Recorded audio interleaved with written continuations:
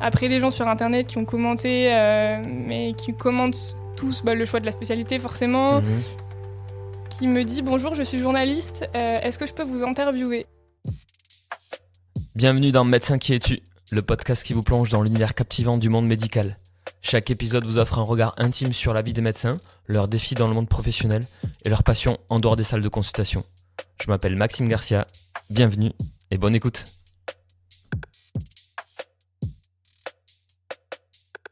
Bonjour et bienvenue dans ce nouvel épisode de Médecin qui es-tu. Aujourd'hui, on reçoit Marie. Salut Marie. Salut.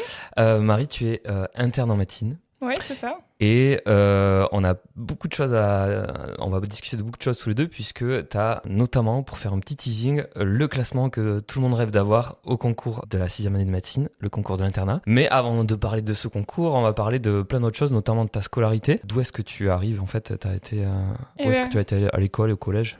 Ben moi, je suis de Bordeaux depuis un moment quand même. J'ai fait au tout début, je suis née à Paris et j'ai fait ma primaire à Paris. Et depuis le CM2, je suis sur Bordeaux. Donc ça fait un moment que je suis là. D'accord, ok.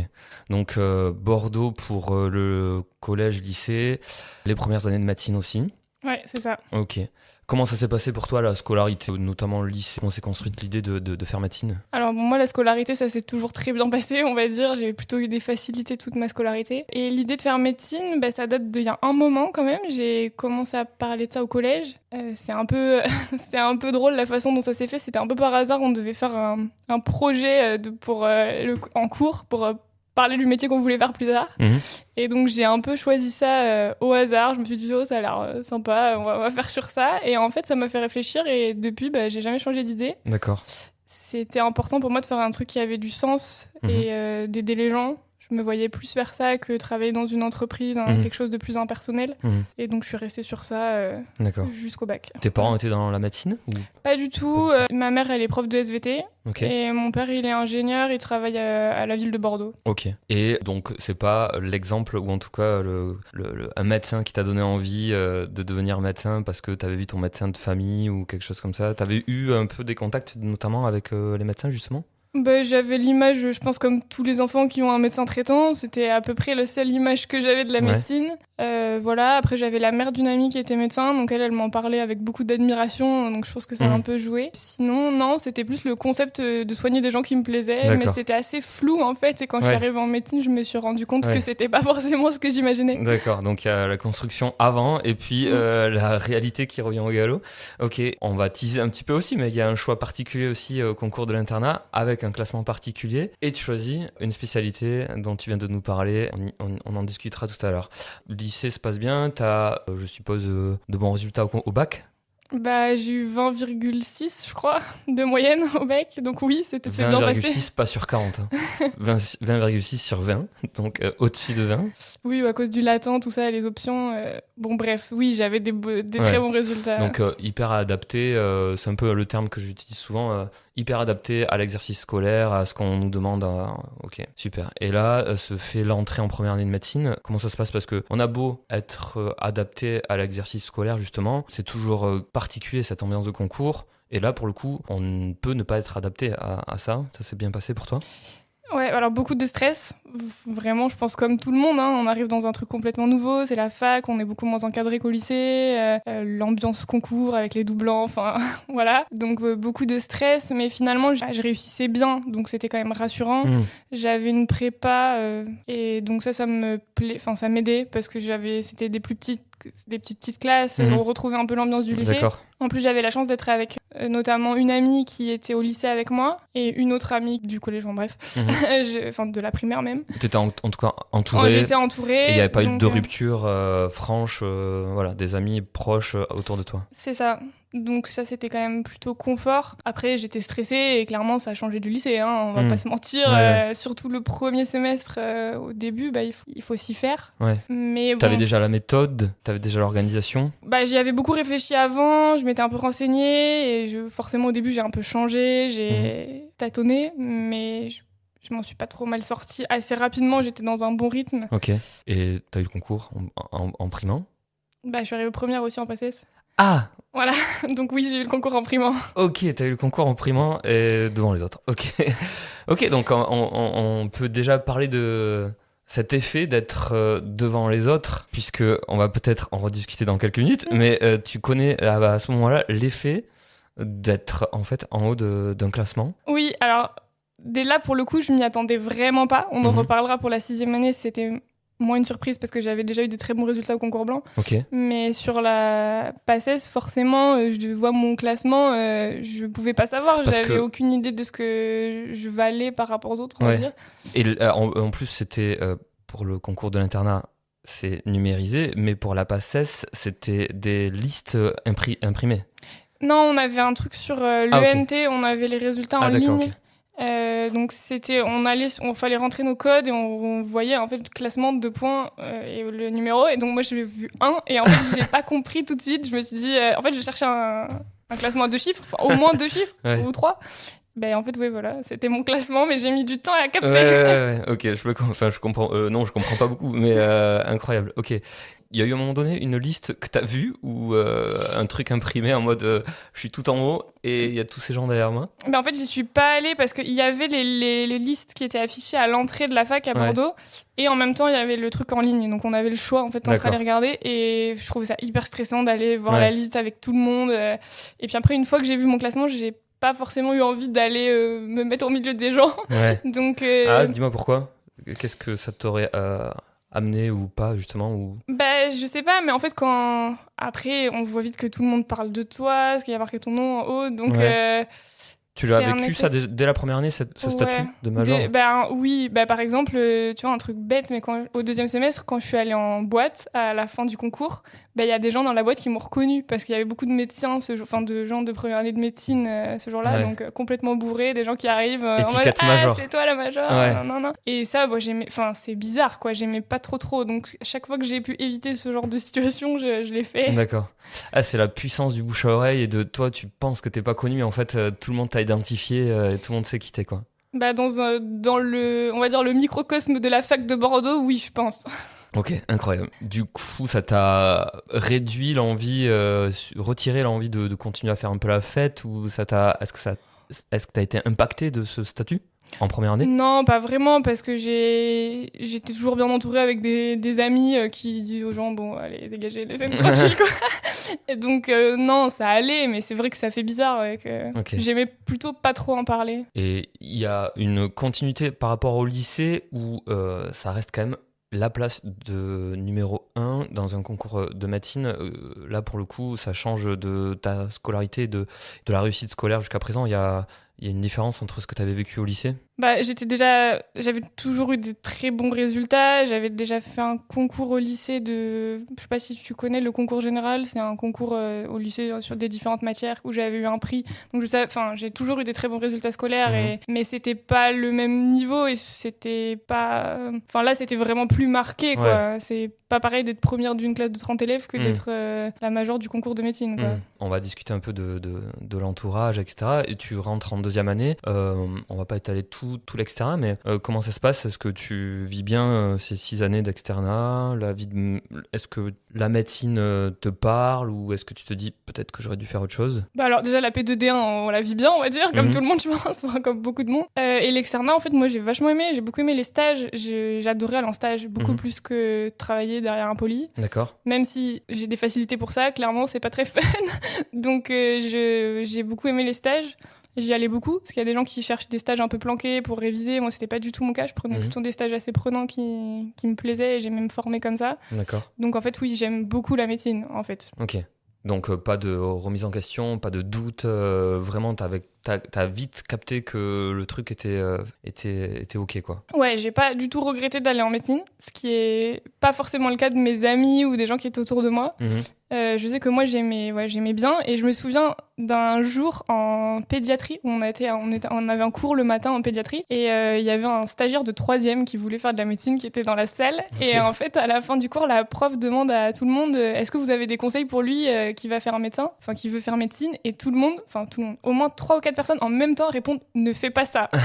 et je me souviens, ça m'a vachement marqué parce que je me suis dit, mince, en fait, tout le monde beaucoup de personnes sont en difficulté. Alors que toi, t'étais dans la motivation, dans la passion de ce que tu faisais, dans vraiment le... Alors, je comprends parce que franchement, c'est des études difficiles et j'ai aussi eu des moments durs, surtout en D4, on en reparlera après, mais oui, c'est difficile comme étude, il y a une pression de concours, il y a une ambiance qui est vraiment stressante, donc je comprends que les gens... qu'il y ait des gens qui regrettent ce choix. Mais moi, la passion de ce que je faisais m'était plus forte que ça. D'accord. Et il y a une vie associative à ce moment-là? T'es impliqué dans quelque chose? Je faisais pas partie des Carabins Enfin, c'est l'association de Bordeaux. De tutorat, etc. En fait, j'ai fait du tutorat dans ma prépa pendant 2 ans, du coup. Ça me plaisait bien. Et après, sinon, non, j'avais une vie privée, mais pas spécialement dans les assos.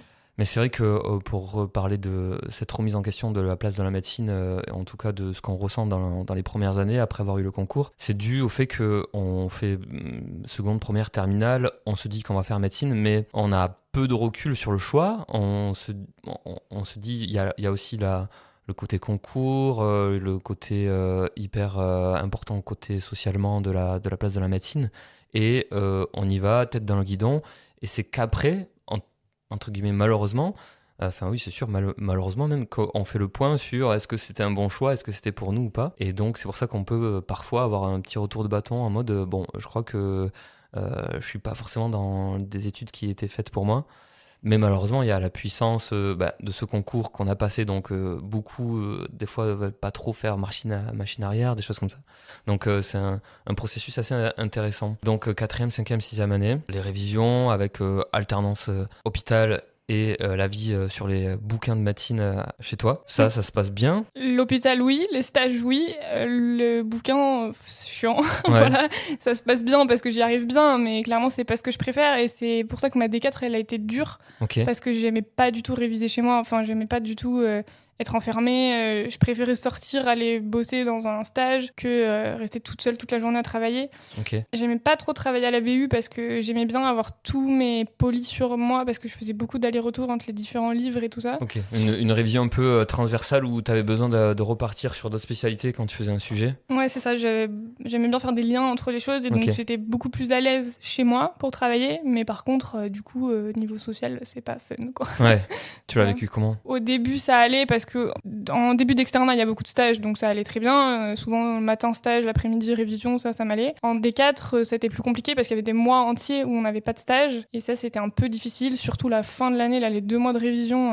D4, 6e année donc. Ok, et c'est vrai que tu bosses à fond sur tes livres qu'on appelle des collèges, peu d'interactions. Moi je me souviens, on est dans la même promo, on a passé le concours la même année, on est tombé donc sur l'année du Covid et on nous a dit vous allez devoir rester enfermés et ne pas sortir de chez vous. Bon, moi je me suis dit honnêtement, il n'y a pas grand changement pour moi, j'étais déjà sur mon bureau en train de travailler et donc on l'a un peu vécu de la même façon je pense cet épisode Covid. Oui, je pense, on était vraiment enfermés, déjà qu'il n'y a pas beaucoup de...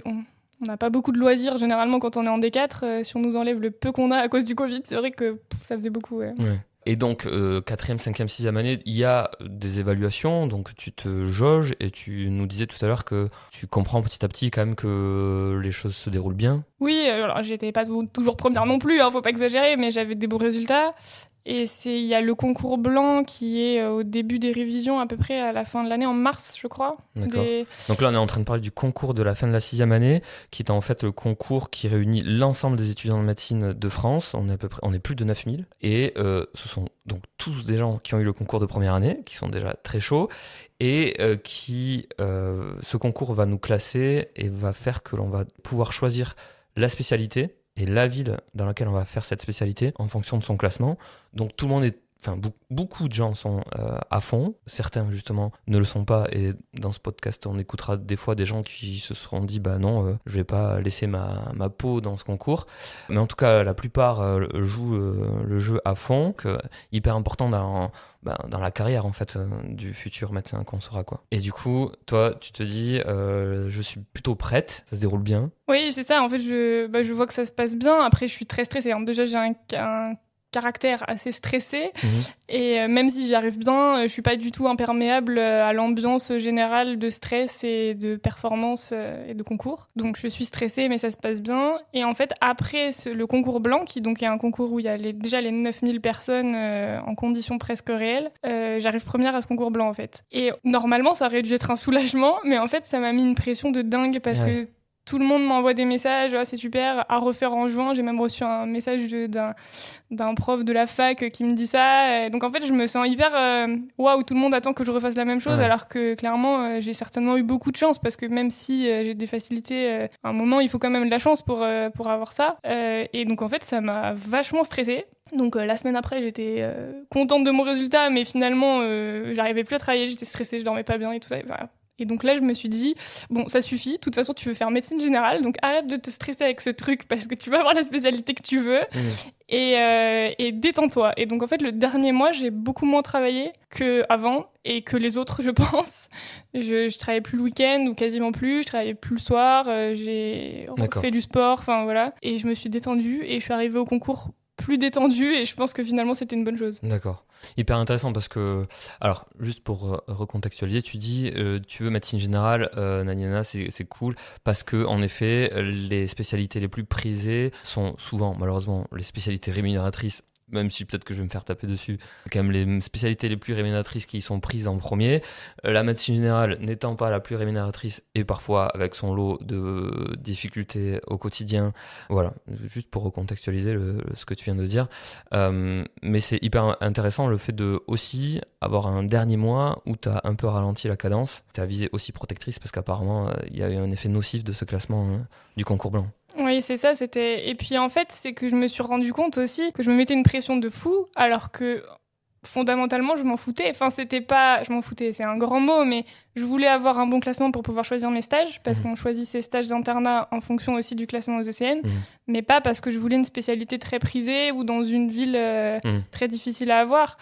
Donc c'est presque l'ambiance générale du concours et la pression que mes amis se mettaient et que tout le monde dans ma promo se mettait qui m'a stressée plus que moi vraiment ce que je voulais faire. Ouais, et puis les retours de tous ces gens qui t'ont montré et qui t'ont un effet loupe du classement du concours blanc qui t'a un peu stressé. Donc le concours arrive, t'avais ton petit mois où t'avais un peu lâché, repris le sport, tout ça. On a quoi ? On a 4 jours d'épreuve à peu près, ou 3-4 jours d'épreuve. Là, ça se passe hyper bien, tu sens que t'es dans le truc, t'es dans ta zone. Ben, ça se passe bien, sauf la dernière épreuve où j'ai... Enfin, en vrai, ça s'est bien passé. Du coup, les résultats nous ont bien montré que ça s'était bien passé. Mais moi, sur le coup, j'étais pas hyper confiante. Mais j'étais surtout contente d'avoir fini, en fait. J'avais tout donné. Vraiment, j'ai sorti à chaque fois des épreuves lessivées et j'étais vraiment contente que ce soit fini. Ok, ça nous montre bien que même quand on a de bons résultats, le principal c'est quand même de terminer cet enfer, parce que c'est vraiment un enfer à vivre en termes d'émotion et d'anxiété. Bon, on arrive au résultat, mi-juin à peu près. Là, pareil, t'as eu sans doute la même sensation quand t'as vu ton classement. Là, c'est sous format numérisé, c'est-à-dire qu'on se connecte et on a notre classement. Et là, tu le vis comment ? Qu'est-ce qui se passe ? Alors, c'est un peu nul comme moment, parce qu'en fait, je n'arrive pas à me connecter sur la page. Ça rame. Ouais. Je pense comme beaucoup de monde, parce que tout le monde se connecte en même temps, donc ça rame. Et en fait, je reçois un message sur Facebook d'une personne que je ne connais pas, qui me dit « Bonjour, je suis journaliste, est-ce que je peux vous interviewer ?» Et donc là, je me dis c'est bizarre. Et dedans, il y a marqué « Félicitations pour votre classement » ou je sais pas quoi. Et donc je me dis... ouais, t'es spoilé, quelqu'un te dit ça ? J'imagine, sachant que j'étais arrivée première au concours blanc, je reçois ce message, je me dis certainement que ça doit être ça, mais je l'avais pas encore vu en fait. Donc j'ai eu un message du journaliste avant même de voir mon classement. Ah ouais, incroyable. Voilà, et donc après je vais vérifier quand même mon classement, et donc bah oui, forcément très, très contente. Toujours ce 1 tout seul ? En fait, je me souviens même pas de la page, honnêtement. Je me souviens du message franchement, du message de la journaliste, mais mon cerveau blackout un peu sur la page. Je me souviens pas comment c'était. Un espèce de sentiment de, j'étais très contente, mais en même temps une espèce de stress. Je sais pas, c'était bizarre. Ouais. Dû à quoi ? Je pense le fait que comment ça s'était passé avant, quand j'étais première, que tout le monde m'affichait. Enfin, je sais pas comment dire. Ouais. Et donc je Mais bon, j'étais quand même très contente. J'étais contente d'avoir réussi. J'étais contente d'avoir fini, surtout. Et donc voilà, un peu de fierté quand même. Hein, on va pas se mentir. Mais... Oui, parce que tu nous en as peu parlé de cette fierté et en revanche tu nous as parlé de ce côté un peu négatif de stress ou de sentiments un peu de nocivité que pouvait t'amener ce genre de classement, mais il y a quand même un immense sentiment positif, non, avant tout ça? Oui, bah surtout, oui, je suis contente, forcément, on est fiers. Mais finalement, je pense que j'aurais été deuxième, j'aurais été fière aussi. Enfin, c'est le côté un peu symbolique ouais, moi qui aussi. est... Deuxième, ça me va. Voilà, j'étais contente d'avoir réussi, être première ou 20e ou 100e sur 9000. Oui. C'est un peu T'as pareil. la fierté pour toi, pour ton entourage, parce que on se pose souvent la question de pour qui est-ce qu'on est motivé, qu'est-ce qui nous motive, d'où vient cette force pour préparer tout ça? Bah, je pense que c'est plutôt pour mon entourage que pour moi. Mm-hmm. Bah, surtout ma famille, ils étaient hyper fiers forcément, mes grands-parents, mes parents, même mes amis. Enfin, oui, j'étais fière quand même. Et ta famille, ils ont pas trop banalisé ces résultats, ces places de numéro 1 à chacun des concours? Bah, ils étaient un peu habitués, oui, forcément, mais non, mais ils étaient hyper fiers. Et puis, c'est un peu mes fans numéro 1, donc, donc non, ils étaient pas. J'ai pas eu l'impression qu'ils les banalisaient, en tout cas. Enfin, moi, ça m'allait. Ok. Je peux leur expliquer ce que c'est s'ils veulent. Ok. Et donc la journaliste. Qui te contacte alors que t'as pas encore ton concours. Il y en a eu plusieurs des journalistes parce que je me suis rendu compte qu'en fait les majors, donc le terme major, les majors, vous êtes contactés par des journalistes qui veulent vite avoir vos retours, votre sensation, votre méthode, vos choix, tout ça. Ouais, bah c'est les journalistes de journaux médicaux. En l'occurrence là c'était Egora, je crois. Et plus tard il y a eu le Généraliste et le Quotidien du médecin. Enfin bon, bref, il y en a eu plusieurs. Ouais. Donc celle-là elle a voulu m'appeler assez rapidement. Alors moi j'avais vraiment pas réfléchi à la question. Je pensais pas du tout être contactée par une journaliste. Bah, déjà, je pensais pas être première, hein, clairement. Donc, j'ai répondu, enfin, je lui ai donné un rendez-vous téléphonique le lendemain ou un truc comme ça. Ou même le soir même. Enfin, c'était vraiment rapide. Et donc, elle m'a posé plein de questions. J'ai répondu assez honnêtement sans trop réfléchir. Et en fait, après, j'étais un peu énervée parce que quand j'ai vu l'interview, c'était ce que j'avais dit, mais c'était un peu théâtralisé.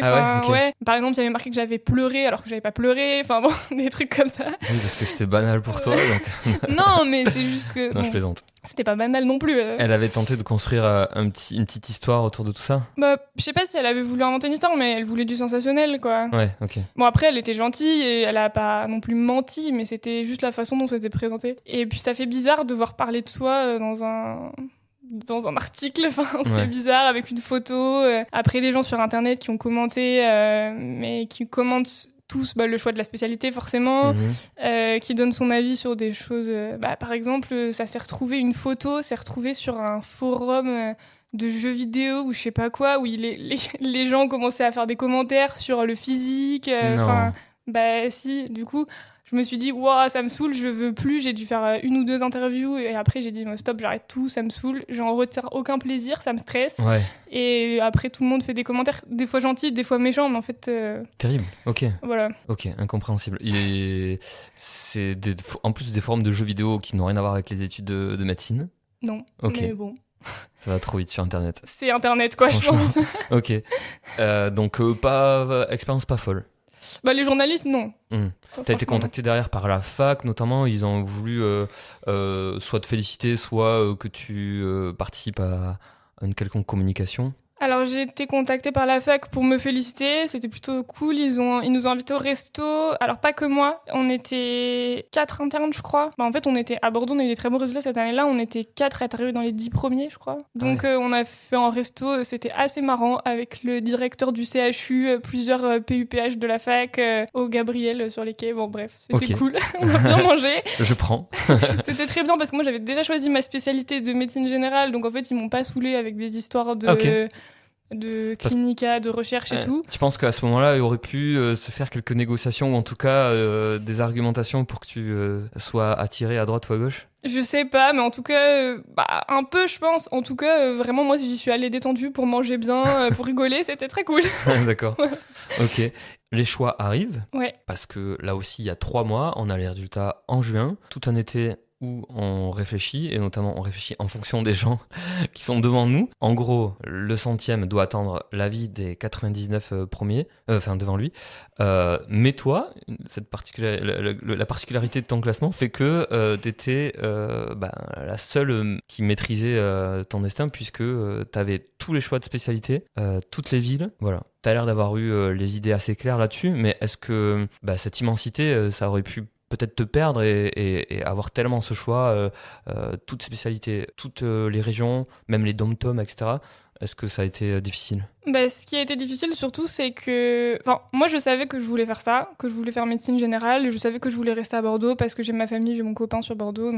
Mais ce qui a été difficile, c'est le fait que beaucoup de personnes ont remis en question ce choix parce que tout le monde avait son avis sur ce que je devais faire ou pas faire. Ouais. Et donc forcément, quand beaucoup de personnes te disent « Ah, ce serait peut-être bien de faire une spécialité, ce serait peut-être mieux, tu gagnerais plus d'argent, tu ferais des choses plus poussées en termes scientifiques », forcément, c'est quand même assez prétentieux de se dire « Ah, mais moi, je suis sûre que j'ai raison, que c'est le meilleur choix et tout le monde a tort. » Donc oui, je me suis remis en question plus par rapport à ça que parce que j'avais beaucoup de choix. Plus parce que les gens avaient des avis assez tranchés et divergents sur ce que je devais faire. Qui les donnait ces avis ? Ton entourage, tu recevais des messages ? Ou même, parce que je pense que...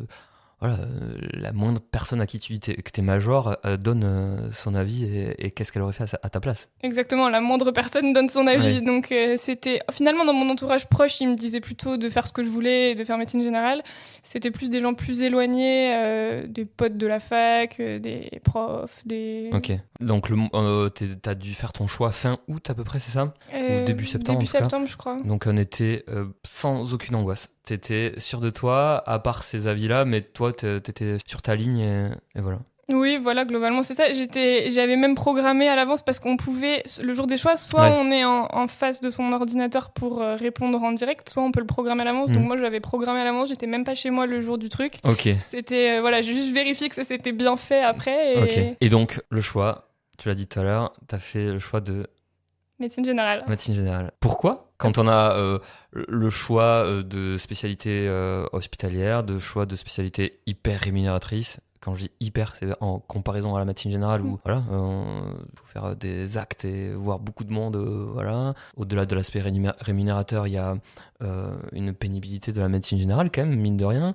Quels ont été tes moteurs pour choisir cette spécialité ? Alors, principalement, le stage que j'avais fait, que j'avais adoré. En fait, au départ, moi, j'avais toujours dit que je voulais faire une spécialité assez variée. Je me voyais pas faire qu'un seul organe. Je voulais pas être gastro-entérologue ou ophtalmo. Voilà, je voulais faire un truc plutôt large. Et donc, j'avais envisagé au départ médecine interne, parce que c'est à l'hôpital et transversal. Et en fait, au fil des stages, j'aimais bien mes stages, mais l'ambiance CHU, c'était quand même pas trop mon truc. Et donc, je commençais à me dire que peut-être faire une spécialité où j'étais pas bloquée à l'hôpital, ça aurait été bien. C'est pas que je voulais pas y mettre les pieds, mais je voulais avoir une possibilité de travailler en libéral aussi. Et ça, il faut avoir de la force de caractère parce qu'il y a quand même de quoi être aspiré par une carrière universitaire quand t'es major comme ça, toutes ces sollicitations. T'as pas eu ce... Ah bah si, forcément, on le ressent, que c'est ce qui a... En fait, c'est ce qui a attendu. Ouais. Donc, mais bon, j'ai eu ce doute à ce moment-là sur la médecine interne,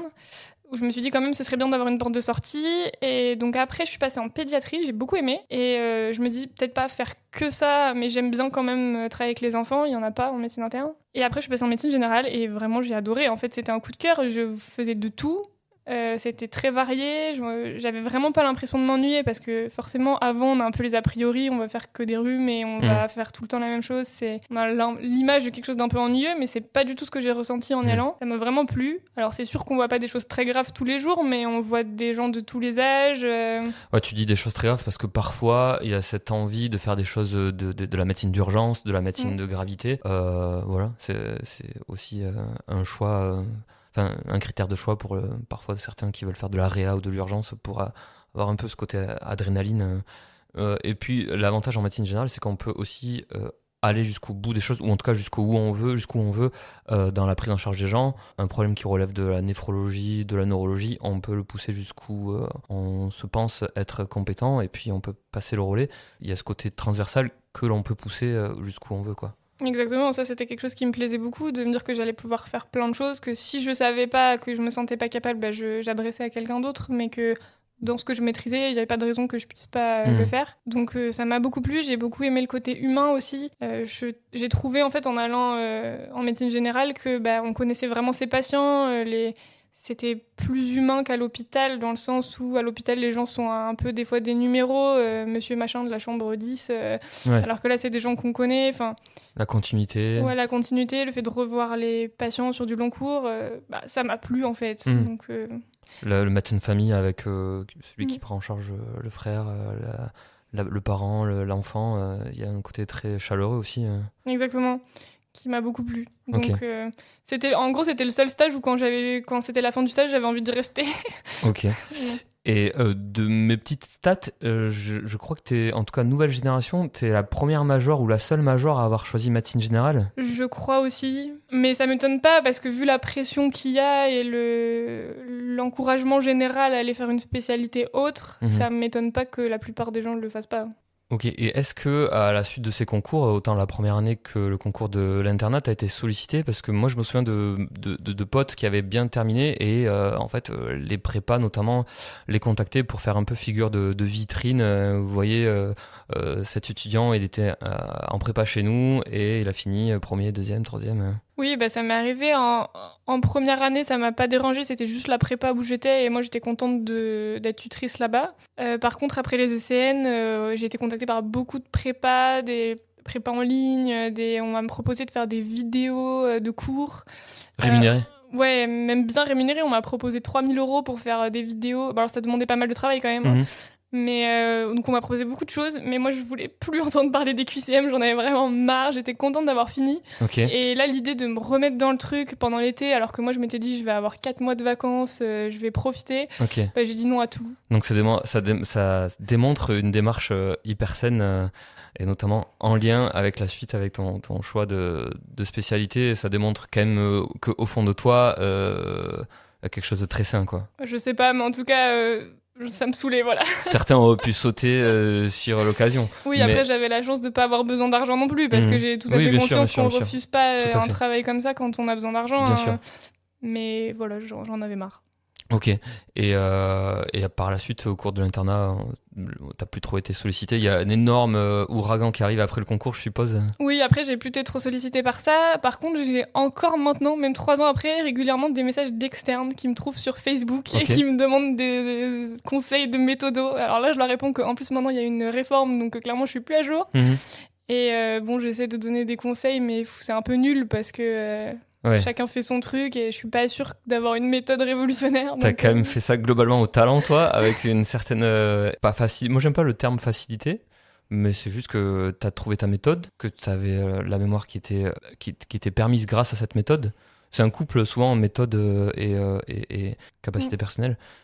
Certains qui ont les capacités sans la méthode, ça fait pas bon ménage. Enfin... il n'y a pas la réussite au bout, quoi. C'est vrai que facilité, ça sous-entend que c'est facile et clairement, j'ai quand même eu des moments où c'était dur pour moi, donc je dirais pas facilité, mais bon, je sais pas si c'est la méthode ou quoi, mais en tout cas, je pense pas avoir de recette miracle à donner aux gens et c'est vrai que je suis toujours un peu déstabilisée quand on me demande ça parce que je sais pas trop quoi répondre. Ok. Donc t'es devenue un peu l'ambassadrice de la médecine générale, puisque moi je m'en souviens, j'avais des médecins généralistes autour de moi qui me disaient c'est super bien, la major elle prend médecine générale, ça va faire un énorme focus sur la médecine générale et est-ce que tu l'as ressenti ça, est-ce qu'on t'a déjà dit c'est hyper bien, tu fais du bien à la médecine générale, tu reboostes Oui, on me l'a déjà dit, alors c'était pas l'objectif, clairement j'ai pas fait ça pour ça, mais oui effectivement c'est des choses qu'on m'a dit, mais j'ai essayé de me dire je fais ce qui me plaît et si ça peut aider la spécialité tant mieux, mais c'était pas... ça t'a surprise un peu quand même de...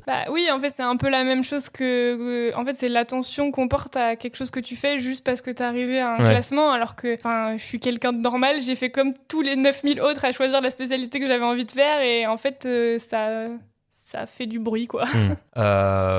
Même si on n'est pas là pour faire de la méthodologie, t'as quelques tips pour réussir aussi bien les concours notamment? Franchement, tout le monde me demande ça, mais je pense que chacun a sa méthode. J'ai pas vraiment de tips secrets. Je pense que j'ai fait comme tout le monde et que j'ai juste eu plus de chance ou plus de facilité. Mais Ok. Donc l'internat commence. Ça se passe comment? Parce qu'on débute l'internat de médecine générale soit par le stage aux urgences, soit par le praticien, justement. On va être un peu observateur chez le praticien. T'as fait quoi toi en premier? T'es rentré par quelle porte t'es rentré dans l'internat? J'ai fait les urgences en premier. Ok. Ça s'est bien passé. C'était fatigant parce que j'avais un stage avec des gros horaires. Donc le stage était intéressant, mais mes chefs nous encadraient bien. C'était vraiment intéressant, mais par contre j'étais crevée, quoi. Ok. Ça a confirmé ce choix de médecine générale parce qu'il y a beaucoup de droit au remords, c'est-à-dire de modification de la spécialité. Un certain nombre d'internes en médecine générale se disent ah ben en fait les urgences c'est trop stylé et je vais modifier ma spécialité. Toi ça t'a effleuré l'esprit? Non, parce que j'aime pas les gardes, Ouais, ok. notamment. Et parce qu'il n'y a pas de continuité de soins. Enfin, on revoit pas les gens. C'est quelque chose qui te tient vraiment à cœur. Ouais, ça j'aime bien. Ok. Mais c'était bien, hein. Enfin, c'était intéressant. Je vais pas dire que j'aime pas les urgences, mais j'aime pas les gardes, ça c'est clair. Et je me vois... Enfin, c'est un peu trop fatigant. Je préfère le rythme de... Ok.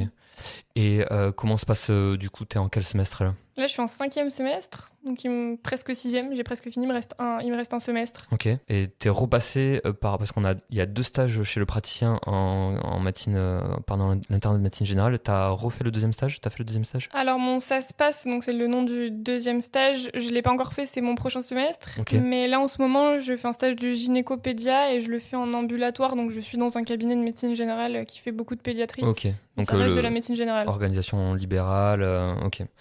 Comment s'est passé cet internat depuis le concours? Plutôt bien, j'ai la chance de choisir tous mes stages, donc j'ai des stages plutôt de bonne qualité. Oui, parce que là aussi, on peut préciser que du coup, tu choisis médecine générale à Bordeaux et tu te retrouves première de la promotion de médecine générale à Bordeaux. Et là, de nouveau, tu as la main du coup sur la façon dont tu vas organiser ton internat, quel stage, dans quelle ville, etc. Donc, hyper qualitatif aussi pour avoir la main un peu sur son avenir et sur ses déplacements. Bah oui, carrément. Donc du coup, j'ai fait tous mes stages sur Bordeaux. Il y a pas mal de gens qui disent qu'il faut aller en périphérie pour changer, voir d'autres choses. Mais en fait, moi, j'en avais marre de faire des concessions. Ouais, je voulais avoir ma vie privée cool et pas me focaliser sur la médecine. Donc j'ai pris tous les stages à Bordeaux qui étaient de bonne qualité. Donc j'ai pas déménagé pendant l'internat, ce qui est un énorme luxe. C'est un luxe. Parce que c'est vrai qu'il y a la danse des canards et la danse des internes où des fois tous les 6 mois tu dois faire 200 km pour aller d'un CH à un autre. Tu t'es épargné ça. Ouais, donc oui, je l'ai bien vécu, j'ai eu de la chance. Et après, je trouve ça complètement injuste en fait que le classement des ECN détermine les 3 ans de suite. Parce que moi finalement j'ai eu un bon classement, j'ai fait ce que je voulais, où je voulais. Et en plus après j'ai eu un internat super, alors que des gens qui voulaient pas faire ça, qui se retrouvent dans une ville qu'ils ont pas choisie, se retrouvent en plus à déménager tous les 6 mois et à faire des stages de mauvaise qualité. Ouais. C'est vrai que c'est un cercle vicieux terrible. Tu rates par exemple le concours de l'internat, derrière tu as des stages qui sont pas forcément hyper qualitatifs. Alors pourquoi? Parce que des fois c'est le médecin chez qui tu vas en stage qui est pas hyper pédagogue, des fois c'est parce que c'est les installations en place, ou des fois plein de critères différents. Il y a aussi le fait que tu te déplaces à chaque fois de 100 km d'une fois à l'autre. Et donc tout ça fait que tu perds pied, tu perds de la motivation, tu perds de l'entrain pour la médecine. Justement, ce podcast, il a pour question principale de savoir quelle est la place de la médecine dans ta vie. On va faire les 3 grandes étapes. Avant le concours de la première année de médecine, tu plaçais où la médecine dans ta vie ou dans... pendant la première année ou avant d'entrer dans tes études de médecine. Au lycée, pas grand-chose. J'étais au lycée, je faisais ma vie. C'était pas l'objectif incroyable de ta vie.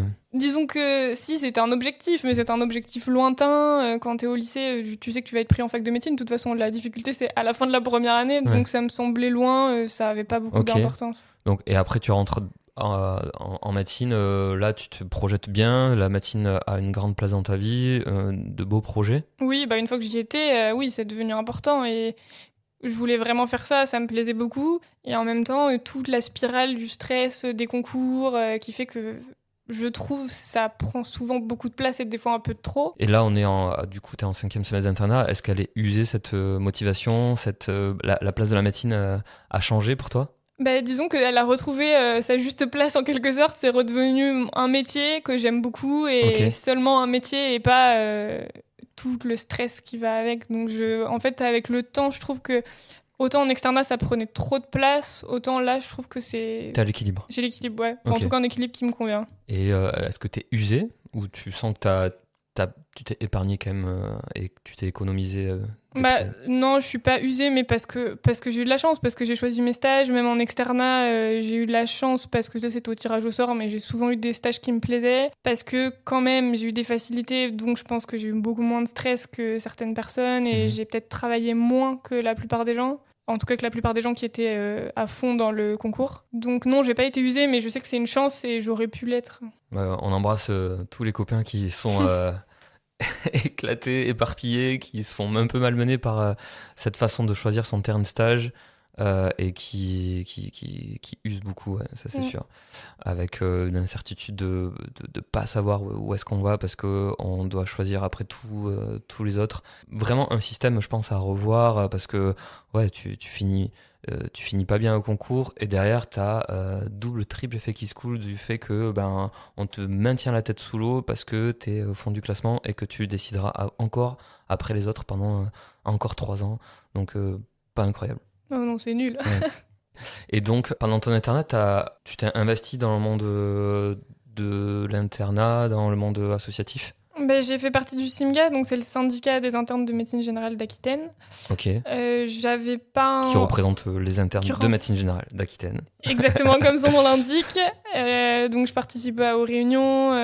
Voilà, moi j'avais pas un rôle vraiment dans le droit des internes. Je m'occupais du site des évaluations de stage, donc c'était plutôt un travail de bureau, on va dire. Mais je participais à toutes les réunions. On discutait des internes en difficulté aussi. Et j'ai trouvé ça intéressant. Parce qu'en effet, on a des évaluations de nos terrains de stage pour savoir si ce terrain doit être maintenu, retiré parce que malmenant pour l'interne ou parce que pas du tout à la hauteur sur le plan pédagogique, par exemple. Et donc, toi, tu t'es investi là-dedans pour savoir si tout le monde passait de bons moments au sein de leur stage. Voilà, c'est ça. Okay. Et que les gens puissent choisir leur stage en ayant des informations aussi sur comment ça se passait. T'as eu quel retour déjà, toi, sur le plan personnel, t'as aimé t'occuper comme ça des autres internes? Ouais, j'ai trouvé ça intéressant. Ça m'a fait faire des rencontres aussi avec les autres gens du syndicat. Donc ça m'a plu. Là, j'ai arrêté cette année parce que ça prend quand même du temps et là, j'ai la thèse et tout ça. Donc, donc j'ai arrêté, mais oui, ça m'a plu. Et puis, c'est là aussi où je vois que j'ai de la chance parce que clairement, on a eu plein de cas d'internes qui sont vraiment en difficulté. Et c'est ça qui me fait dire aussi que le système n'est pas très juste parce que... T'as fait un lien entre ceux qui sont en difficulté et leur classement, par exemple, même si ça mériterait peut-être une étude plus profonde. Mais... Ouais, j'ai pas fait de stats, mais globalement, les stages qui sont vraiment mauvais et difficiles sont pas choisis puisque les gens savent qu'ils sont mauvais et difficiles. Donc c'est souvent des gens qui sont en bas du classement qui s'y retrouvent. Après, j'ai pas fait de statistiques particulières, mais. Ok. Tu les contactais des fois ces internes justement quand tu voyais que leur retour était négatif? Alors, c'était pas moi qui le faisais, c'était d'autres gens de l'équipe. Moi, encore une fois, je faisais surtout des trucs informatiques. Okay. Mais j'étais en contact avec ceux qui les contactaient. Oui, ils les contactent, ils font des réunions avec eux. Des fois, il y a même des visites dans les stages pour voir comment ça se passe en pratique, des avertissements aux chefs de service et tout ça pour dire qu'il faut que ça change. On embrasse tous les membres du SIMGA parce qu'ils aident vraiment au bon déroulement de nos stages. De protéger les internes et du fait que de protéger et de conserver une qualité dans la proposition des stages parce que je pense que s'il n'y avait pas le SIMGA ça serait roue libre et totale décontraction de l'ensemble des maîtres de stage, des médecins qui nous reçoivent. Il y aurait vraiment, je pense, des dérives sur l'usage des internes, je pense. Oui, je pense. En tout cas, ceux que je connais qui sont dans cette équipe-là, ils font un travail top et merci à eux. Merci à eux, ok. Quel est le futur ? La place de la médecine, tu la vois comment dans ta vie ? Je veux faire médecine générale toujours. Je pense faire des remplacements là. Après donc il me reste un stage en médecine générale et ensuite je vais faire des remplacements, toujours dans le coin de Bordeaux et après on verra. Une installation bordelaise ? Probablement, ou en tout cas pas très loin. Ok. Un métier où tu te sens à l'équilibre et tu penses que la médecine générale se fait un peu taper dessus, ou en tout cas il y a pas mal de doutes sur ce qu'elle va devenir. Toi, tu gardes un œil optimiste ? Je sais pas trop. C'est vrai que quand on voit tous les débats qu'il y a sur les lois potentielles qui pourraient passer, on sait pas, mais en fait je me dis tant qu'on sait pas, on verra. Il y avait déjà ces débats quand t'as fait ton choix ? Non. Non. Pas autant. Ça a vraiment commencé après. Et tu t'es dit, putain, peut-être que j'ai fait une erreur, ou tu gardes quand même la passion pour cet exercice, ce mode d'exercice? La passion. Je me suis pas dit que j'avais fait une erreur parce que je pouvais pas savoir à ce moment-là. Et puis, on sait toujours pas vraiment ce qui va se passer. Donc, pour l'instant, ça me plaît toujours. Ok. Peut-être qu'un jour, je le regretterai. Mais de toute façon, quand je l'ai choisi, je me suis dit toujours que peut-être un jour, je le regretterai d'avoir moins d'argent. Mais bon, je l'ai fait, ça me plaît. Donc, pour l'instant, j'en profite. On parle beaucoup d'argent, mais c'est vraiment, si Marie a pris la Medjay, c'est qu'il y a une passion autre que le côté pécunier à tout ça. Donc, on se détend. On n'est pas là pour gagner trop de thunes non plus. Mais c'est vrai que c'est tout un contexte de 6 ans, puis 10 années d'études qui nous amène parfois à réfléchir aussi à ça pour une sorte de récompense, quoi. Mais je pense que toi et moi, on fait pas partie des plus grandes dérives de ce côté-là. On embrasse les copains qui ont fait les choix de spécialités grandement rémunératrices.